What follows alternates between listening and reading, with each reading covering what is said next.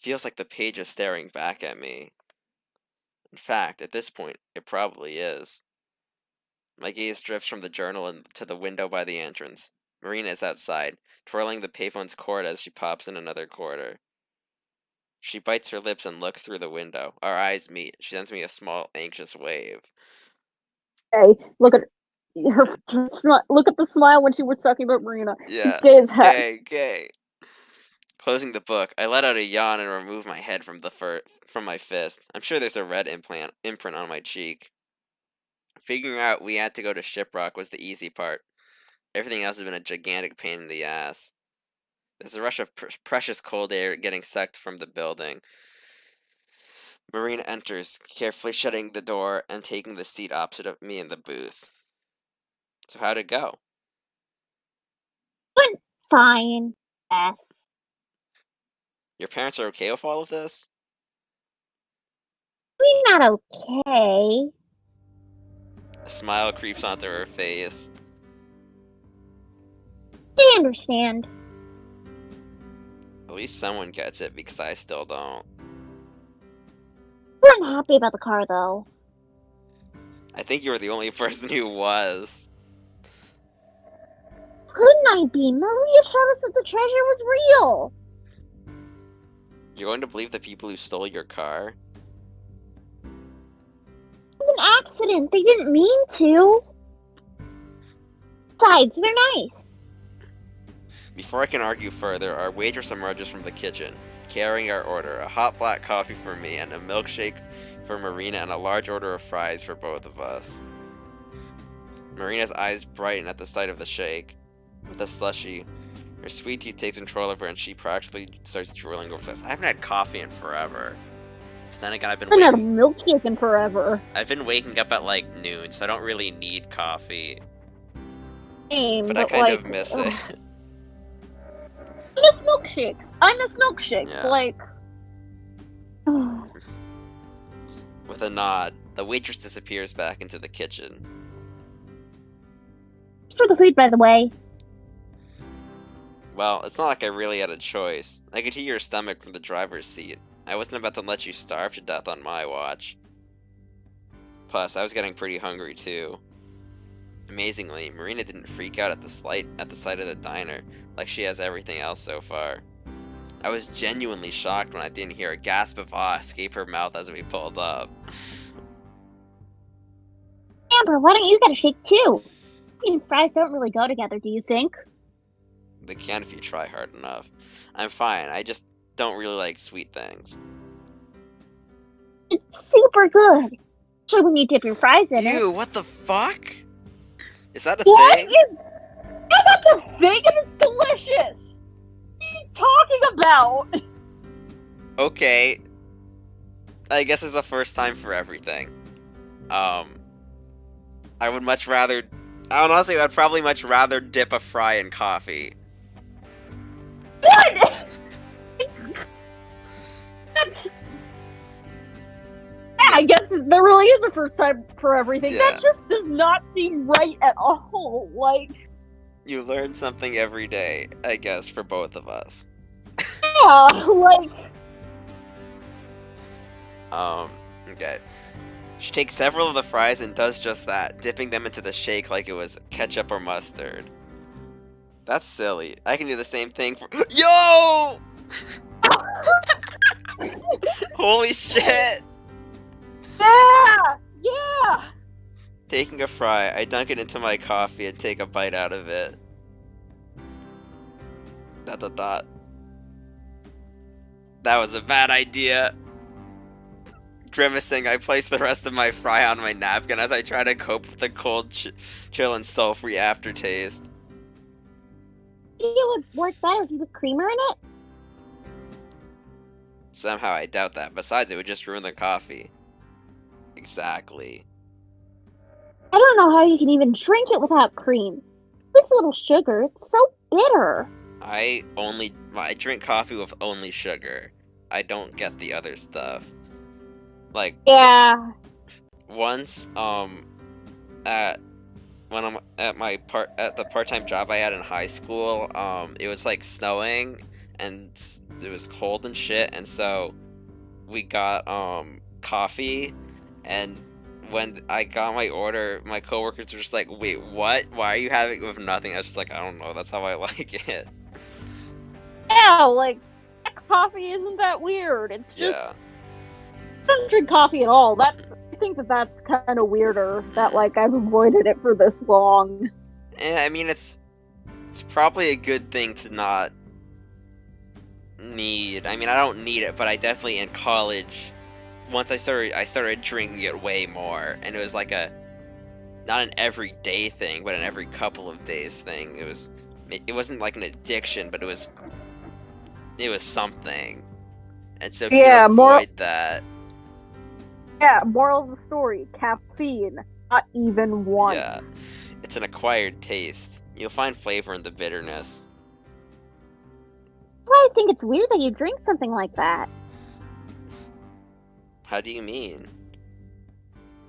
I don't know. Her brow furrows in deep thought. Always seems so yes or no about stuff. If you like something, then you do. If you don't like something, then you don't. You're losing me, Mare. Yo, they're already Yeah, at it's a nickname part. nicknames. I already got nicknames. It's been like a day. I love it. Did Mom used to tell us when we didn't listen to her? Yeah. Basically, you really have a really thick head, Amber. I nearly spit the coffee out of my mouth. Gee, thanks. Instead of thick skull. Whatever. You know what I mean, right? I think so. Maybe. It wasn't really an acquired taste for me now that I think about it. Maybe I've always liked the bitterness. Or maybe I just convinced myself that I did. I don't know. Is that a bad thing? Just like in Maria's RV, Marina shakes her head and gives me a sweet, genuine smile. I don't think so. I actually really like it. Reminds me of Shiprock. A warm, tickling sensation bubbles up in my chest, forcing me to smile, but I play it off all cool and breezy like, "Hey, I remind you of a rock? You shouldn't say that kind of thing. People might think they're insults." Satisfied with how I played it off, I reach for a fry to reward myself, but instead of hot, crispy goodness, something smooth brushes against my fingertips. I gaze down at the plate of fries. Marina's hand, for a split second, rests below mine. We Oh. instinctively snap back. Marina's face is a bright shade of pink, and mine is probably similar. Sorry. The room feels 10 degrees hotter. We try to reestablish eye contact, but our glances shoot off in other directions as soon as we meet. Hey, Amber? I managed to compose myself long enough to look back. You said something about bills and expenses last night, right? I don't know if you exactly meant by that or what it is you have to pay off, but since we know the treasure room's real now, I was wondering. Maybe you might think about sticking around to look at it with me? Even split it. Something. Well, first off, we don't even know if the treasure is actually real. Maria could be pulling our legs. My coffee is mostly gone. All that's left is a puddle and a few stray grounds. I'll think about it, though. Really? I only said I would think about it. Don't get too excited yet. I won't. I just think it would be super cool. Marina flops her chin down and rests on the table. Keep going anyway. Have you figured out where the first part of the treasure might be? No luck. It's not like the guy drew a map or anything. He just dotted down details about the places he went to. That, and rambling about how awesome he was. I think Maria was right and you hit it on top of old Shippy. Don't listen to Maria, okay? She doesn't know what she's talking about. Think about it. How would he even scale the mountain? He was traveling solo on horseback. I doubt he would have the tools to do it. And even if he did, I'm pretty sure he would have gone on and on about it in his journal. The puppy dog whine. Marina frowns. You sure you didn't mention anything else? Something we didn't catch? I slide the book across the table and over the leftover crumbs, stretching out my stiff joints as I rest against the booth. Take a look if you want. My eyes are gonna start bleeding if I read it again. The only thing he really mentioned are the rocks and the dikes about it. Oh. Marina forces herself to stare down at the plate, the blush from earlier reappearing. Oh? Oh. No, not like that. I stifle a giggle. Teasing her is gonna be a blast. I mean, the rocks that branch out from the mountain, that's why they're called... Huh? It's so simple, but it makes sense. I shoot up and throw down some money. Marina jumps up at the sound of the table rattling. What's the matter? Did you figure out where it is? Maybe. At least the general area. I march towards the door. The table rattles again as Marina leaps up. She stays behind to straighten it out before scrambling to catch up with me. We're Going going now? Oh, sorry. Hell no, we don't have any equipment. But we do have someone who does. I shove the door open, the last bastion between refreshing air and burning dry heat. Come on, let's go cash in a favor.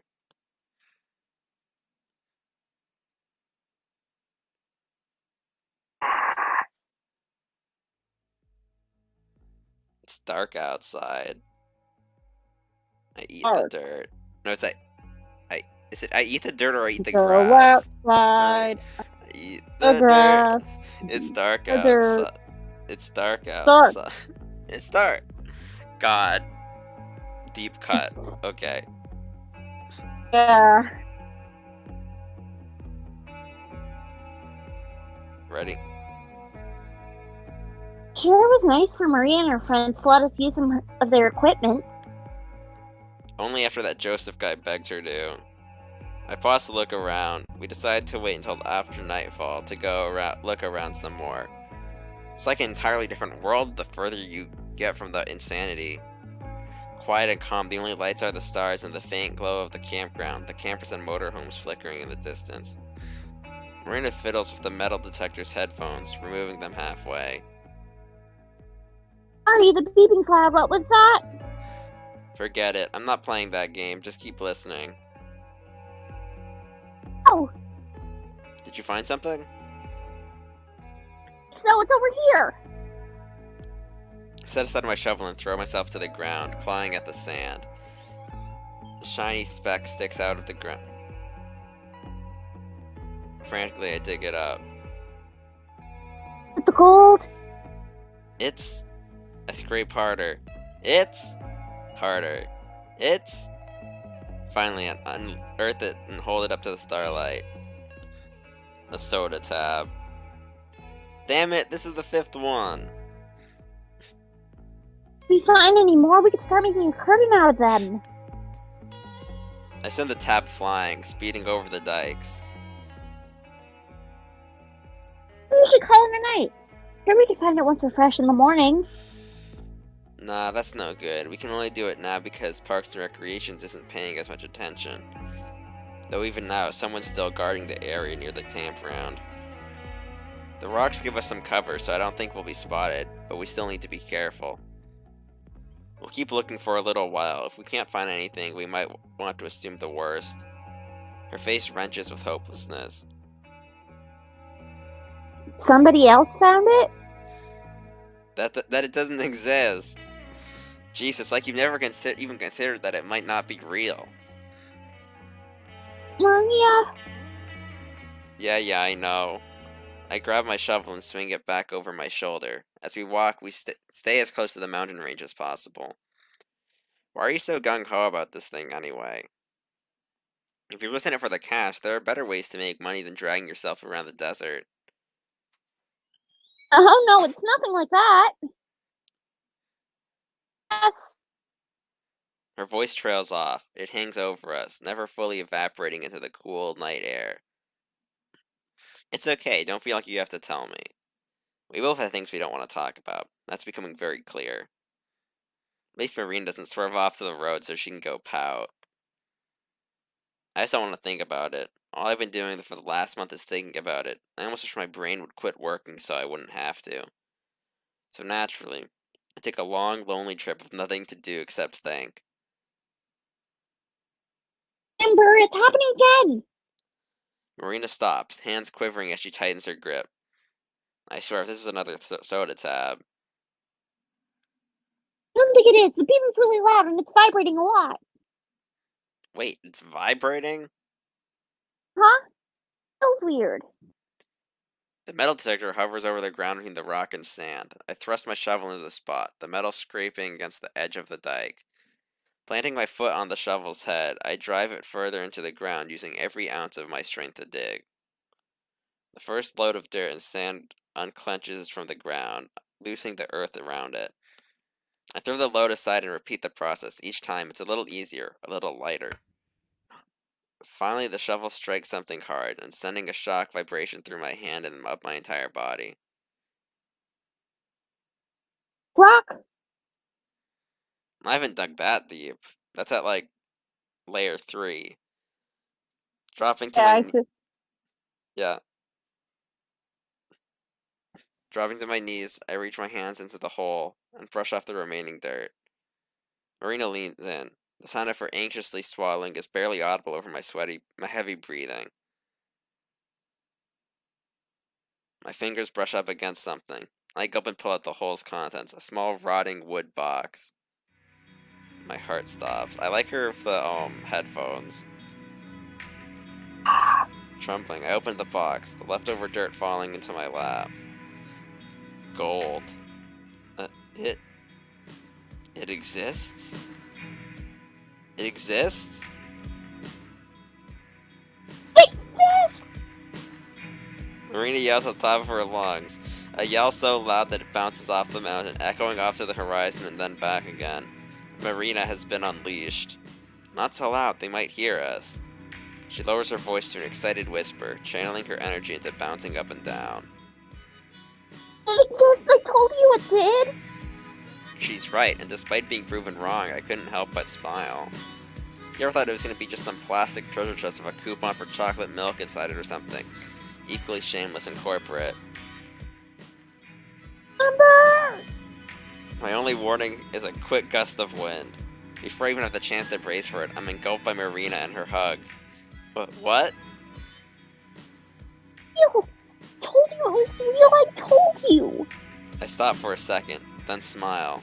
Yeah, you were right. It's real. You tell someone? What do we even do now? Honestly, I'm not sure. It's getting pretty late though. Let's pack it up for the night. We can think about what to do in the morning. For now, we can just marvel at the fact that it's not bogus. Sound like a plan? Does. I. She takes a long, deep, long breath, inhaling all the air around and maybe even some of mine, then releases it all at once. Actually really real! Marina, quiet, they're gonna hear us.